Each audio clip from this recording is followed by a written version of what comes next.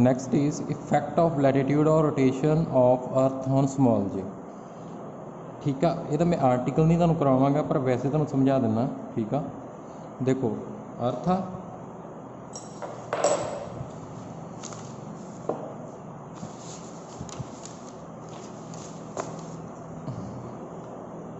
अर्थ है।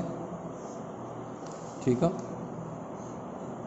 East west north south. Okay, suppose तुसी इत्थे जे हुण तुहाडे ते तुहानूं पता एम जी किधर लगना, इस direction towards the centre of अर्थ।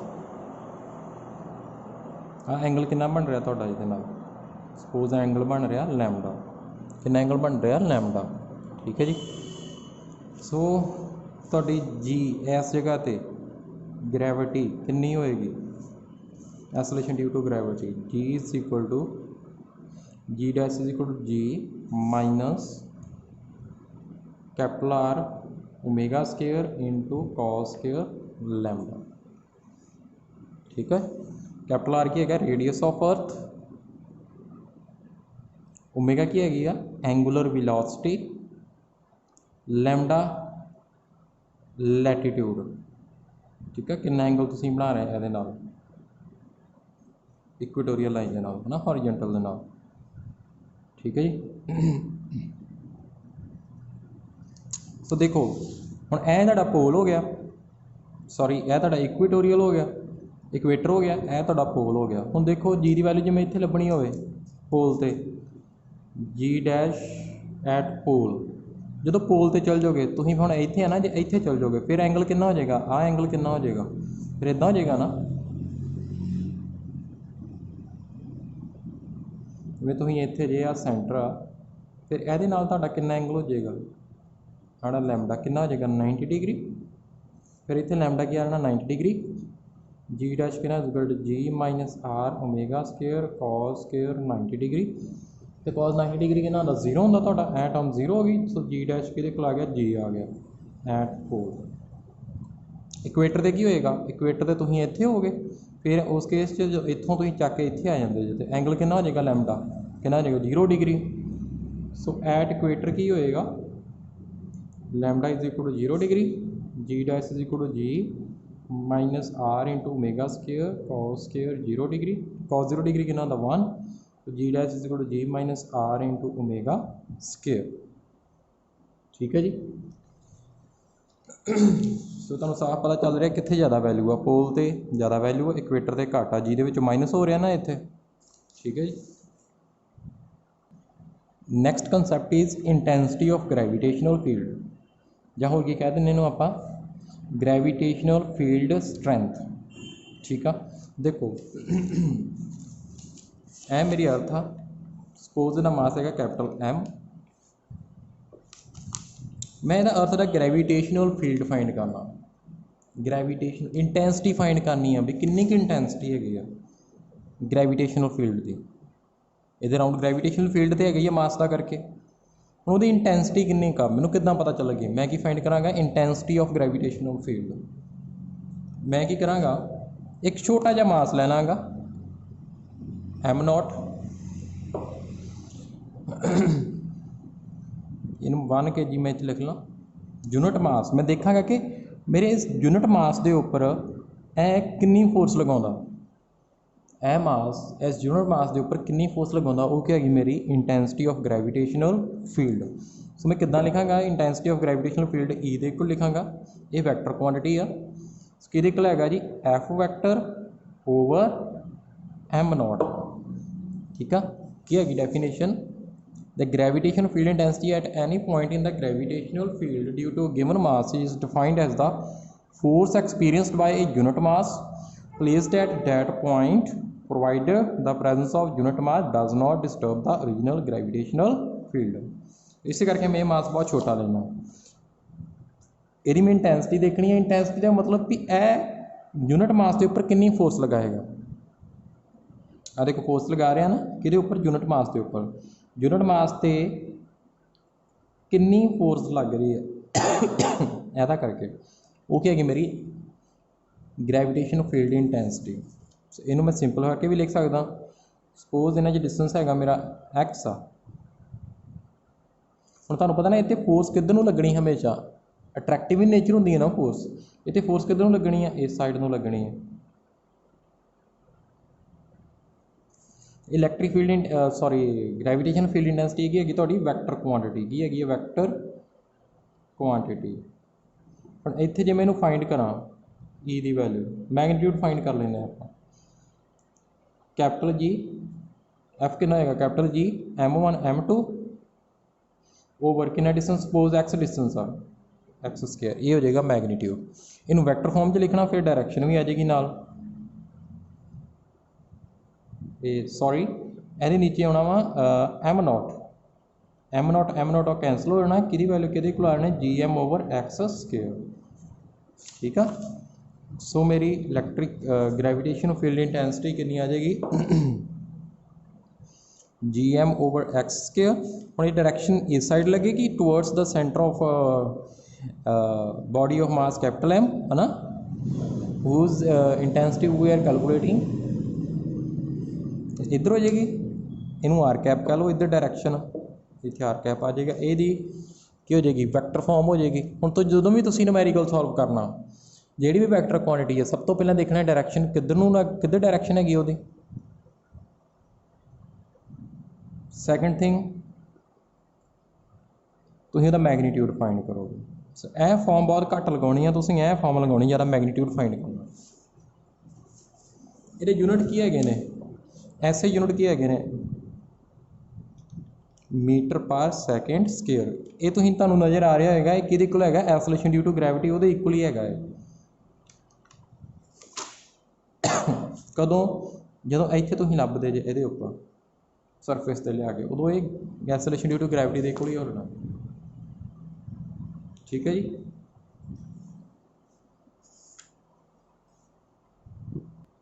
जिमें जिमें यह डिस्टेंस एक्स इनक्रीज होता जाएगा, इन्हें मैं दूर ले जाना, इनक्रीज होता जाएगा। इंटेंसिटी की हो जानी है, डिक्रीज हो जानी है। एक टाइम होना है जीरो हो जाएगी, ज़्यादा डिस्टेंस इनक्रीज कर देंगे। ठीक है, तुहाडे लिखा है ना at R is equal to infinity, इनू जो मैं एक्स नूं आर लै लेना, ई की हो जाएगा जीरो हो जाएगा। ठीक है। जिहड़ा यह मास आ जिहदे रख के असीं चैक करते हैं हमेशा कितनी फोर्स इत्थे लग रही है, इन्हूं मैं क्या देना वा टैसट मास, की कहने इन्हूं आपां टैसट मास। इसकी वैल्यू बहुत स्मॉल होनी चाहिए ताकि इन्हूं डिस्टर्ब ना करे। ठीक है जी। सो इसकी पोजीशन चेंज ना हो, करके मास की छोटा होना चाहिए, क्योंकि इन्हें भी फोर्स लगानी है तो इन्हें भी लगानी है ना, पोजीशन चेंज हो सकती है। सो इस करके ये मास M0 की है बहुत छोटा होना चाहिए। ठीक है जी। हमेशा तुसीं टैसट मास रख के फिर चैक करोगे इंटेंसिटी ऑफ ग्रैविटेशनल फील्ड। ठीक है जी।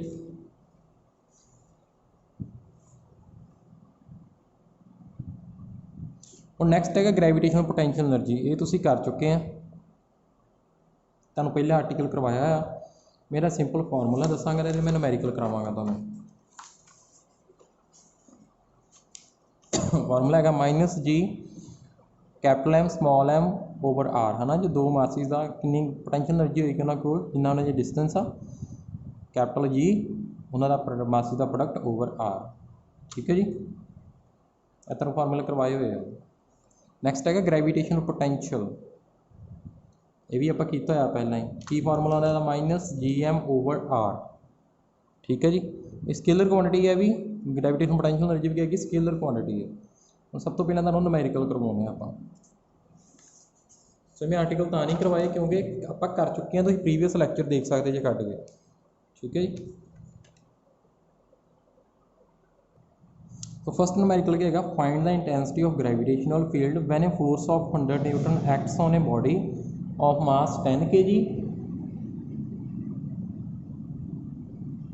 इन द ग्रैविटेशनल फील्ड। ठीक है जी। सो देखो हम फोर्स कितनी लग रही है 100 न्यूटन, कि बॉडी से जी बॉडी का फोर्स लग रही है वो कितना का मास 10 किलोग्राम है ना। हुण इंटेंसिटी फाइंड करनी है कि होएगी, हुण इहदे उपर लग रही है ना, ये दूजी बॉडी तक करके आप दूजी बॉडी का ग्रैविटेशनल फील्ड जिहदा भी लभना ना असीं देखना कि वो बॉडी दूजी बॉडी ते कितनी फोर्स लगाउंदी है यूनिट मास ते। सो ई किहदे कोल हैगा जी F ओवर M फॉर्मूला करवा के टाइम हुणे एम की है अपना टेस्ट मास, इतने टेस्ट मास तो 10 किलोग्राम कितना आ जाएगा 10 न्यूटन पर किलो ग्राम। यह भी यूनिट हैगा वा तो वह भी यूनिट दोनों ही सेम आ, मीटर पर सैकेंड स्क्वायर भी, ठीक है। न्यूटन उत्ते आ फोर्स न्यूटन आ, मास किलोग्राम किया गया न्यूटन पर kilogram. Next two bodies masses 10 kilogram and 1000 kilogram are at a distance of 1 meter apart. At what point on the line joining between them will the gravitational field intensity be 0? देखो मैं तुहानू diagram बना के करवाना question.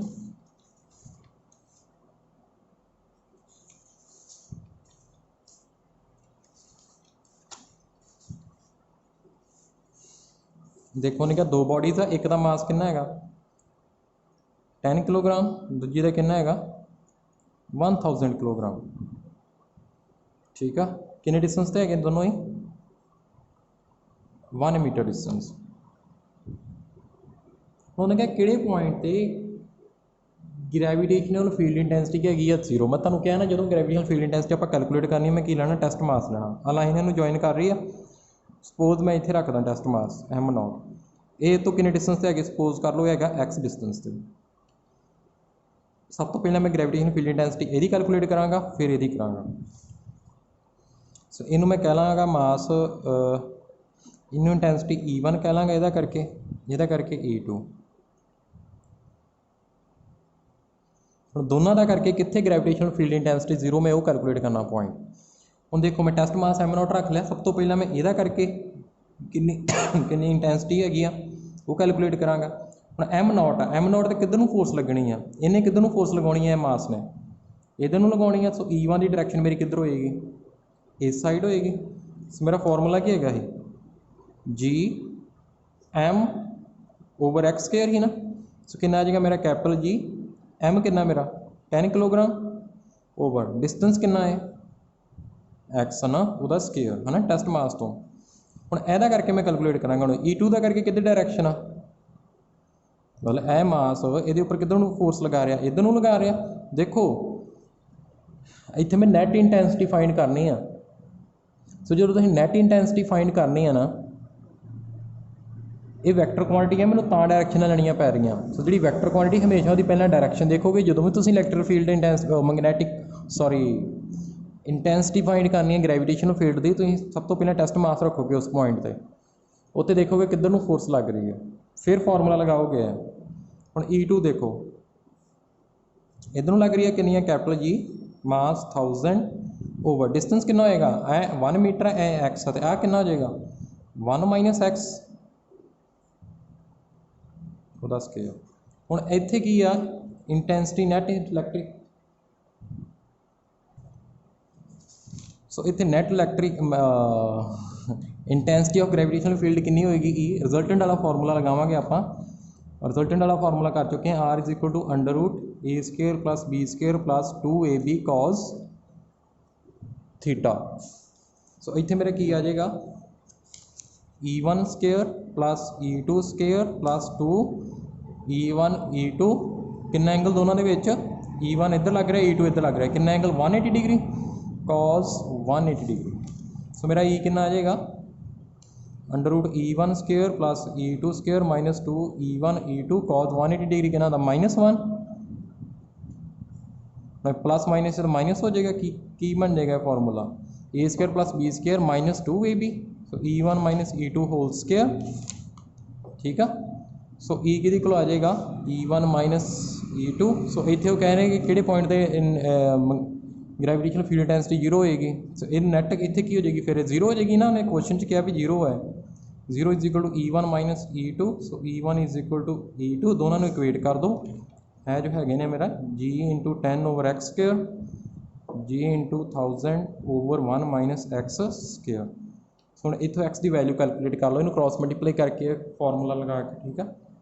सो तुहाडी x की value आ जाएगी, तो तुहाडा x आ जाएगा कि भी यह मास तो किन्ने डिस्टेंस से तुहाडी इंटेंसिटी की हो जाएगी 0 हो जाएगी।